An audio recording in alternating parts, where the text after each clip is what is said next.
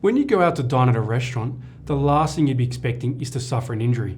But it happens more often than you'd think, and the injuries can often be quite serious. So I'm going to run through restaurant negligence claims, along with a few examples to give you a better understanding of whether you'd be eligible to make a claim. Eating out is one of our favourite things to do, whether it's going out for some fine dining or popping into the local fast food outlet for a burger and chips. However, each year many Australians suffer a restaurant injury as a result of negligence on the part of the establishment or its staff. And if this happens to you, quite often the only way to get your life back on track is to seek compensation by lodging a public liability claim.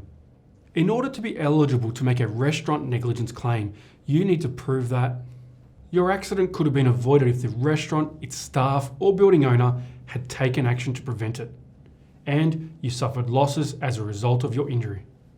Common accidents in a restaurant include slipping on wet or greasy floors, falling or tripping due to obstructions and hazards, burns from hot water and spilled hot food or drink, and injuries from shattered or broken glass.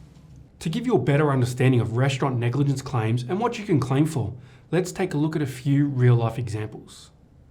One case in particular that stands out in my mind was a customer who slipped on the floor coming out of the bathroom. He had no idea how it happened.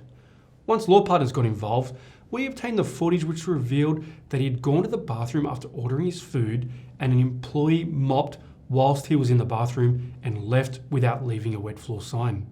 Our client would have had no idea the floor was wet as it was dry when he went in. Our client suffered a significant fracture to his arm, and we were able to obtain compensation for his lost wages, medical expenses, and a lump sum payout for his pain and suffering. Compare this to a claim for a child that we recently ran who was injured from broken equipment in the playground at the local pub that his family were dining at. He suffered a fractured femur which required substantial time off school, months of treatment, and significant assistance from his parents for everyday activities such as dressing and bathing. All of this could have been avoided if the pub simply maintained the equipment to a safe standard. Fortunately, we were able to obtain compensation that covered not only all of this, but put enough aside to meet any challenge he might need in the future. Hopefully, this has been helpful to you. But if you're still unsure about restaurant negligence claims or need help with your claim, call Law Partners and have a confidential conversation with one of our specialist public liability lawyers today.